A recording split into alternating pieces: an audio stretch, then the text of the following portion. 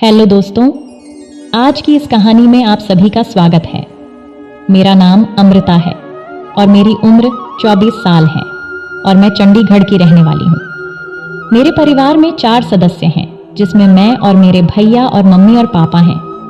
भैया भोपाल के एक कंपनी में जॉब करते हैं। मैं एक मासूम सी दिखने वाली कली हूँ। ये बात 5 साल पुरानी है। उस समय मैं 19 साल की थी। मैं अपनी कॉलेज की सहेलियों के साथ रहकर वो सबके बारे में बहुत सारी बातें जानने लग गई थी, लेकिन मुझे ऐसा कोई मिला नहीं जिसके साथ मैं ये सब कर सकूं। एक दिन की बात है, घर पर दादाजी की तबीयत खराब थी, तो अचानक पापा और मम्मी दोनों कुछ दिन के लिए उन्हें देखने के लिए गांव गए और मैं घर में अकेली रह गई थी। मेरे दादाजी दादी जी दोनों गांव में रहते थे, इसीलिए कभी कभार पापा गांव जाते थे। लेकिन अचानक से दादाजी की तबीयत कुछ ज्यादा ही खराब हो गई, जिस वजह से आज मुझे घर में अकेले रहना पड़ा। शाम को मैं घर से मार्केट के लिए अकेले ही निकली। पापा ने मार्केट से सब्जियां लाने को कहते हुए वो दोनों चले गए, इसीलिए आज मुझे मार्केटिंग करने जाना होगा। बस वही लेने के लिए मैं निकली थी।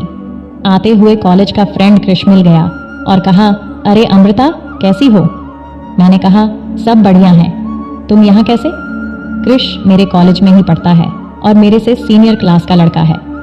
वह दिखने में काफ़ी हैंडसम है और उसकी पर्सनैलिटी भी काफ़ी हद तक बहुत ही सुंदर है और दिखने में भी काफ़ी ज़्यादा ही हैंडसम है। उसकी और मेरी अक्सर बातचीत होती रहती थी। उसने कहा, बस ऐसे ही एक दोस्त से कुछ काम था तो मिलने के लिए आया था। और तुम क्या करने आई हो? मैंने कहा, मेरा घर यहीं पास में है, बस मार्केटिंग करने आए थे। तो कृष बोला, चलो तुम्हें घर छोड़ देता हूँ। वह बहुत ही केयरिंग था और सबसे बहुत अच्छे से बात करता था। वह ऐसा ही था। तब मैंने कहा, नहीं, मैं चली जाऊंगी। उसने कहा, कोई नहीं, मैं छोड़ देता हूँ। फिर उसने मुझे राजी कर लिया कि वह घर तक तो छोड़ देगा ही और फिर चला जाएगा। मैं मन में सोचने लगी, इसी बहाने कुछ बात भी हो जाएगी। अब मैं उसकी बाइक पर बैठ गई और उसने मुझे घर छोड़ा तो मैंने फागुन से कहा, घर के अंदर तक तो आओ। वह बोला, नहीं, फिर कभी आऊंगा। अब मैंने कहा, डरो नहीं, घर पर कोई नहीं है, मैं अकेली हूँ। दरअसल मेरे पापा से सब लोग बहुत डरते थे, क्योंकि वह बहुत ही गुस्सैल मिजाज के थे। उनके इस मिजाज से लगभग हर कोई डरता था और कोई भी मुझसे बात करने से डरता था। कृष को भी मेरे पापा के बारे में भली भांति पता था। मेरी बात सुनकर वह मुस्कुराते हुए अंदर आया। मैंने कहा, क्या खाओगे? उसने कहा, कुछ नहीं। मैंने उससे कहा, मैं चाय बना रही हूँ। उसने कहा कि उसे बाथरूम जाना है। मैंने उसे जगह बता दी। वह फ्रेश होने चला गया। उसके आने से पहले ही चाय बन चुकी थी और बिस्कुट निकाल दिया था, पर वह अभी तक नहीं आया था। मैं बाथरूम की ओर गई।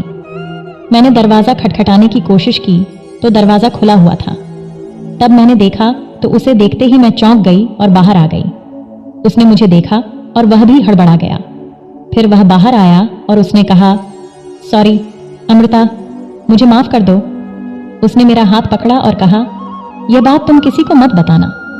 मैं तुम्हारे बाथरूम में तुम्हारे कपड़ों के साथ क्या कर रहा था? मैंने कहा, तुम्हें शर्म आनी चाहिए। वह बोला, अमृता, मैं तुम्हें पसंद करता हूँ, कृपया मुझे माफ़ कर दो। मैंने कहा, ठीक है, कोई नहीं, तुम चाय पियो। चाय पीकर कृष मुझसे बोला, अमृता, एक सवाल है। मैंने कहा, हाँ बोलो। वह बोला, अमृता, मैं तुम्हें पसंद करता हूँ। उसकी बात सुनकर मैंने कहा, क्या? कृष ने मुझे इतना बोलकर पकड़ लिया। मैंने उसे धक्का देकर कहा, यह सब क्या है? अचानक से उसके इस बदले व्यवहार से मैं सहम सी गई। मुझे उसकी बातों पर यकीन नहीं हो रहा था, क्योंकि वह सबसे स्मार्ट दिखने वाला लड़का था और मैं एक मासूम सी लड़की। मुझे बिल्कुल भी यकीन नहीं हो रहा था कि वह मुझसे प्यार करता है, लेकिन वह अचानक से ऐसा कैसे कर रहा था? मैं एकदम से घबरा गई और उसी समय मैंने कहा, ये क्या कर रहे हो? उसने कहा, देखो अमृता, मैंने जब से तुमको पहली बार देखा है तभी से मैं तुम्हें चाहता हूँ, लेकिन तुमसे कभी बोल नहीं सका। मैंने तुम्हारी सहेलियों से भी पता किया कि तुम्हारा कोई बॉयफ्रेंड भी नहीं है। और उसने कहा, मुझे तुम्हारी सहेली बिमला ने बताया कि तुम सब मूवी देखती हो। मैंने कहा, यह सब झूठ है। उसने कहा, मैं सब कुछ जान गया हूँ अमृता, अब झूठ बोलने से कोई फायदा नहीं है। मुझे पता है तुम्हें भी इंटरेस्ट है, लेकिन तुम क्यों मना कर रही हो? कॉलेज के कुछ और लड़कियों को छोड़कर सभी के लड़के दोस्त हैं। तुम्हारा भी कोई दोस्त नहीं है। कृपया अमृता मान जाओ। अमृता, मैं तुम्हें बेहद पसंद करता हूँ और तुम चाहो तो तुम्हें मूवी में बिना किसी चीज के एक्सप्लेन करके दिखा सकता हूँ। मैं ऐसा दिखाऊंगा कि तुम उस चीज को बार बार देखना चाहोगी। पता नहीं क्या क्या बात कर रहा था, और तुम चाहो तो बिमला से अभी फोन करके पूछ लो। मैंने तुरंत गुस्से में बिमला को फोन लगाया और इधर उधर की बात करते हुए कंफर्म किया कि क्रिश कॉलेज में किसे पसंद करता है। तो उसने बताया वह तुम्हारे पीछे है। और हाँ, मुझे माफ करना अमृता, मैं भी धोखे से तुम उसे पसंद करती हो, ये बात उसे बता दी थी। ये बात सुनकर मैंने फोन रख दिया। अब मैं समझ गई कि क्रिश की बात सही है। वह मेरे पास आया और तभी कुछ देर के बाद मेरी न करने पर भी वह नहीं माना। कुछ देर के बाद मैंने भी कोई विरोध नहीं किया, क्योंकि मुझे भी अब अच्छा लगने लगा था। अब वह समझ गया कि मेरा ऊपरी मन से ना है और अंदर से हाँ ही है। नहीं तो अब तक मैं विरोध करके उसे मना कर देती और गुस्से में यहाँ से उसे भगा देती है। मेरी ना के बराबर मना करने पर वह समझ गया। फिर उसने कहा, अंदर चलते हैं। मैंने इशारे में हाँ कहा। इसके बाद क्रिश और मैंने क्रिकेट खेलने का काम शुरू कर दिया।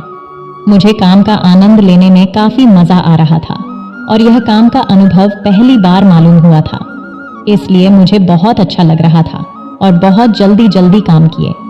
खत्म होने का नाम ही नहीं ले रहा था। किसी तरह से यह आखिरी में खत्म हुआ और हम दोनों ने राहत की सांस ली। फिर मैं क्रिश के लिए मैंगो जूस बनाया और उसमें कुछ काजू डालकर उसे दिया। उसने उसे पिया और कहा, अब जाकर मुझे अच्छा लग रहा है। आज तो मेरी पूरी ताकत खत्म हो गई थी।